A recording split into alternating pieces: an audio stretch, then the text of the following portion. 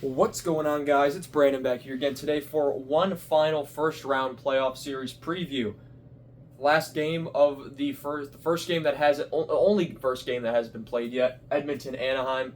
We are now 2 days into the playoffs with some great games on Saturday and Sunday. So we got one more game one to do. So we'll preview that series today.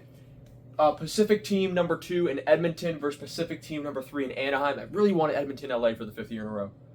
But Edmonton 41, 30, and 11, 93 points. Anaheim 43, 33, and 6 for 92 points. Edmonton was second in the Pacific, fifth in the West, 14th in the league. Anaheim third in the Pacific, seventh in the West, 16th in the league. Goals for Edmonton, seventh in the league at 282. Goals against, 25th, 269 goals allowed. That's a plus 13 goal differential. Power play, Edmonton's number one. 30.6%, which is first. Insanity. PK, 77.8%, which is 20th. Nearly almost a score of 110 there. It's pretty insane. For Anaheim, goals for, 273, which is 10th. Goals against, 288, which is 29th. That's a minus 15 goal differential. So Anaheim allows more goals than they score. Not a recipe for success. Power play, 18.6% for Anaheim. That's 23rd. PK 76.4%, which is 27th. They will need a miracle to hold up against the special teams of Edmonton, especially the power play. Their top scorers. McDavid, as usual, wins the league race in scoring. 82 games played, 48 goals, 90 assists, 138 points. Draisaitl only played 65 games, but he had 35 goals, 62 assists, 97 points. I imagine he would have been up around 115, 120 had he played the full season. Bouchard, what a season from him. 82 games played, 21 goals, 74 assists, 95 points. Nugent Hopkins, 72 games played, 20 goals, 36 assists, 56 points. And Zach Hyman, who only played 58 games, but he had 31 goals, 21 assists, 52 points. Looking at Anaheim, what you notice about them, very young. Gauthier, 76 games played, 41 goals, 28 assists, 69 points. Leo Carlson, 70 games played, 29 goals, 38 assists, 67 points. Beckett Seneca, 82 games played, 23 goals, 37 assists, 60 points. Jackson Lacombe of Team USA, 82 games played, 10 goals, 48 assists, 58 points. One of the most underrated defensemen in the league probably right now. Troy Terry, 61 games played, 19 goals, 38 assists, 57 points. And Chris Kreider having a bit of a revival season in Anaheim. 75 games played, 22 goals, 28 assists for 50 points for Mr. Chris Kreider. Looking at the goaltending. Like most series this year, the goaltending this year just isn't on point.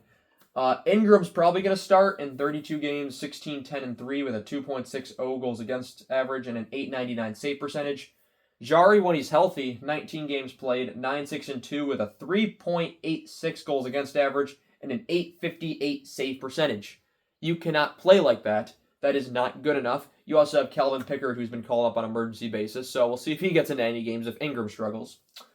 In terms of Anaheim, Dostal has not had the follow-up year that he did his previous year. 56 games played, 30, 20, and 4 with a 3.10 goals against average and an .888 save percentage. Mrazek went down early in the season, so Husso has been the backup. 20 games played, 10, 8, and 2 record with a 3.25 goals against average and an .884 save percentage. Whoever's goaltending is the least bad will win the series, is fair to say.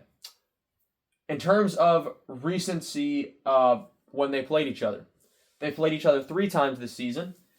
In Edmonton wins 7-4. Then in Anaheim wins 6-5. In Edmonton, then Edmonton wins 4-2. So what does that mean? At home, Edmonton and Anaheim are unbeatable when they play each other. We'll see if that continues in this series. Edmonton, though, with the series lead in the regular season, 2-1. They've played each other twice before in the playoffs. 2006, it was a conference final. Edmonton wins that series in 5, and of course they would lose in the Stanley Cup final to Carolina that season. Edmonton was an 8th seed Cinderella run that year. Anaheim, I believe, was the 6th or 7th seed that year as well. I think 6th. And then 2017, Edmonton probably should have won this series. Second round series in the semifinal. Anaheim wins that series in 7.